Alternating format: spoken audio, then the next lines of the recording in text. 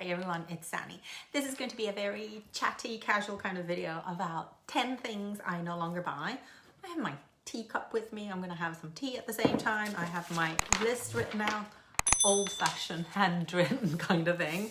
And actually there might be a few more things than 10 things, because when I was making the list, I was kind of looking at it going, oh, that kind of relates to that. And, you know, so I might mention some other things as well. But these are all beauty things I no longer buy. And the first one is lash extensions. So I have had lash extensions on and off. I'm trying to think when I had them for the first time. Probably 2012, something like that. Yeah, something like that. So for 8 years I've had them on and off, and I do them for a couple of months. I always take a break in between because I do know how wearing it is on your lashes. But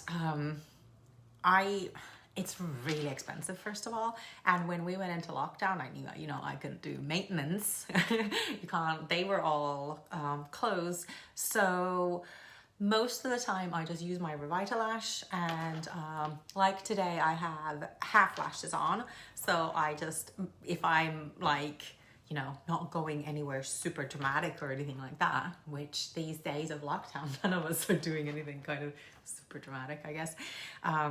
I just do a half lash. Someone is going to ask, so hold on, I'm going to get the packet and show you which one it is, because I really love these. I cut the lashes in half, and they are long, but because you're only doing half, it's really wearable. So the lashes I'm wearing today are the LMX by Little Mix, and they are in Puri, and they are called Dramatics. But when you cut them in half, as you can see, I've got one left here because I've cut this one in half. It's not that dramatic at all, and it's perfectly wearable for every day. So number 2 that I am no longer buying is acids. Acids for the skin. I am no longer exfoliating with acids, doing it chemically. My skin never really liked it, and I would actually on the whole make my pigmentation worse. So now I'm just doing microdermabrasion with my Lumina Dermapeel, and if sometimes I do feel like, you know, doing that kind of proper mechanical exfoliation in the shower, like with a manual exfoliator, but like in a cream format, I sometimes do that. I love doing that, but yeah, acids on the whole, actually my sensitive skin was not a fan. I do have a discount code for the Lumina microdermabrasion thing, so check the notes. Number 3 is a weird one. I almost didn't put it in, but then I thought, actually, I am going to put this in because I am a little bit of a greenie, and, you know, I hate making tons of waste. And one of the main things that made, like, I had so many empties off was shower gel. Now, I would go through a bottle of shower gel so fast, it's insane. And I have switched to body soaps. You can still have a luxurious experience. You know, they are still scented, they're amazing. I buy natural ones. But because there's no packaging, there's a cardboard outside of it, but there's no plastic packaging, and they last so much longer. I didn't realize how much longer soaps could last. So that is my kind of like another little green thing to add to my regime, which I love, and I really feel good about it, not throwing.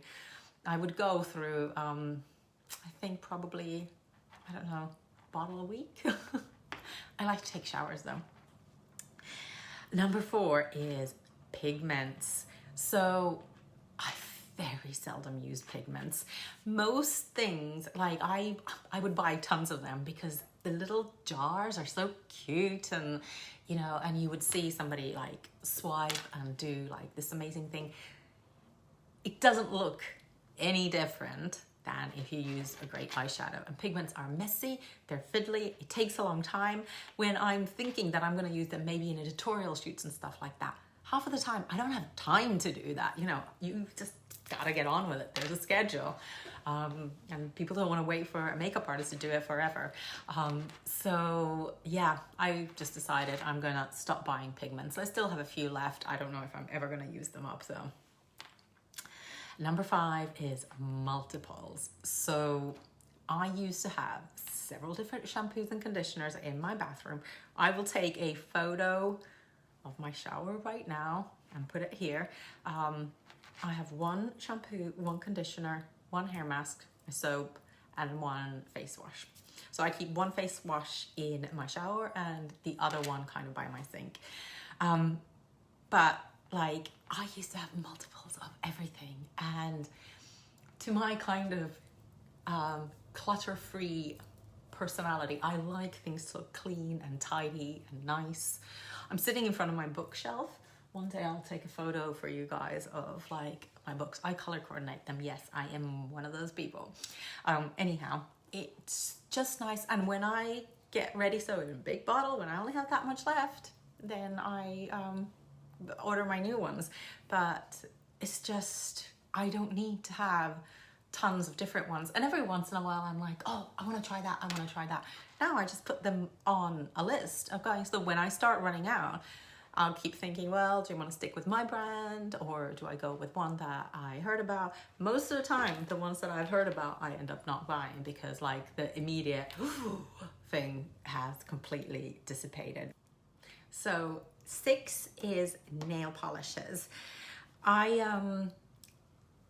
I used to have, I'm trying to think, it was a crazy amount. As you can see, I'm not even wearing nail polish on my nails now. There's so much hand washing and my nail polish was like wearing out so quickly that I was like, whatever. So I'm buffing my nails and I'm actually liking the look of natural short nails. Anyhow, so I probably had, I don't know, 40 or 50 nail polishes. I have slowly given them away to my niece, my goddaughters, and and women's shelters, because I personally only really wear nudes, I wear grays, and I wear kind of off black colors, and I have, oh, and a red, obviously. I always have to have a red. So I think I don't even have 5 nail polishes. I think I've got 3 right now. And also, they would go gloopy, they would go old, so I never got like the pleasure of them. If I want to try something, you know, completely different, I will go and have a pedicure, because every once in a while I just literally have a pedicure for the massage chairs, which I love. It's a sad thing. And then just so that they can properly exfoliate all the dead skin and all of that. Like, I like that part. I don't really care about the color part as much. Yeah, so I don't buy them. But on number 6, I've written nail polishes or liquid liners. So I'm just gonna put liquid liner in there. That's like a 6.5. So liquid liners, no, I don't buy them. I prefer gel liners, and every once in a while I, you know, watch a tutorial somewhere or something and going, oh my god, that liquid liner is amazing. And regardless of if it's with a brush tip or a felt tip or whatever, I never like it. I don't like the way that they all pull on my skin. If they're not pulling on my skin, too much product comes out. So I like a really good quality eyeliner brush and the gel pods. It's just my preference. Next is waterproof mascara. I am never going to buy waterproof mascara again. So I never wear it on myself. I wear tubing mascara. Glossier does a really good one. Does it have a thing? Lash Slick. And so tubing mascaras are amazing because they coat all of your lashes in tubes, and then it comes off in hot water when you wash it. Not hot, like warm water. And I always used to have waterproof mascara for my bridal clients, but the thing with waterproof mascara is it's waterproof, but it's not oil proof. So the little smudges that people can get under their eyes, they that is with the oils of your skin mixing with the mascara. So if you're wearing waterproof mascara and that happens to you, it's because it's not oil proof. And you know, these tubing mascaras last through any level of tears, any level of humidity, you're completely fine with it. So even when I'm wearing, like, if I've have a mascara that's not a tubing mascara, this is always the top coat. Ooh, okay, number 8, trendy perfumes. Let me have a little bit of tea for this. So certain perfumes trend on YouTube and Instagram. And especially on YouTube, I would get really drawn into perfumes that people were talking about However, I have a really sensitive nose. I'm really particular about my perfumes. I cannot buy one that everybody else likes. I end up using it, I don't know, for a couple of weeks, and then I was like, no, why did I spend so much money on it? And perfumes are expensive. I need to be able to try my perfumes, and I stick to a couple that I know and love. And sometimes I'll find a new one to kind of go into the rotation, but it always needs to be something I have tested on my skin and worn, because that's also like a big thing. And I always know, I think the last new perfume that I added, oh actually there's been one new after that, but about 2 years ago I was in Paris and I was shopping for perfumes, and I tried on a few of my skin that I thought I liked. Ended up I don't like them, but I had a tester, like a tester strip where I'd put some perfume on that I didn't actually even think that liked, because it was rose based and I don't like rose based. Put it in my handbag, and forever I was like, when I opened my handbag going, oh my god, what is that? And I bought that. I've bought it twice now. I'm out of it currently, and I am keeping the empty bottle until I go back to Paris, because I just smell the empty bottle. It's so like, scents are so important to me. So yeah, if something is like trendy on YouTube, it doesn't mean that you will like it. And going along with that, number 9 is Insta ads. So I get a lot of new cosmetics brands on Instagram advertising, and I mean, it knows what Instagram knows what I look for. So it's really targeting with really good ads. Like these are targeted, they know what they're doing.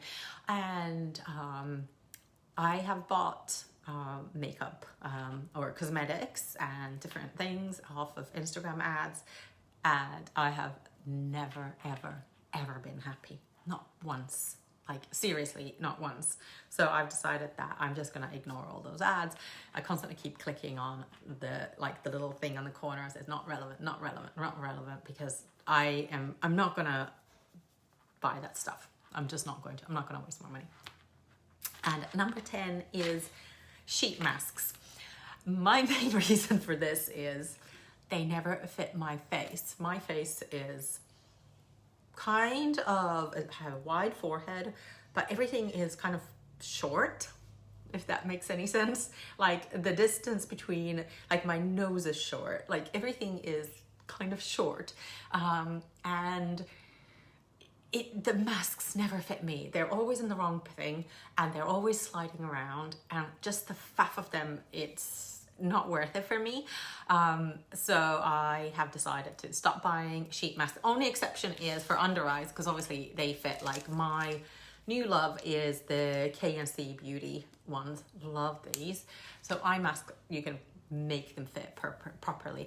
One that I will try as a sheet mask is a dry sheet mask by Charlotte Tilbury, because I have not tried them, and I think that might be a little bit better because it has like the little hoops behind the ear and it's dry, so it's not sliding around. Anyhow, like I am just so bored of that, like constantly moving things around. Not for me. So cool, that was my 10 or 11 and a half kind of things that I am no longer buying. Let me know what you're no longer buying. I would love to know. And yeah, thumbs up if you like this, and comment below, and I will see you again next time. Thanks for watching. Bye.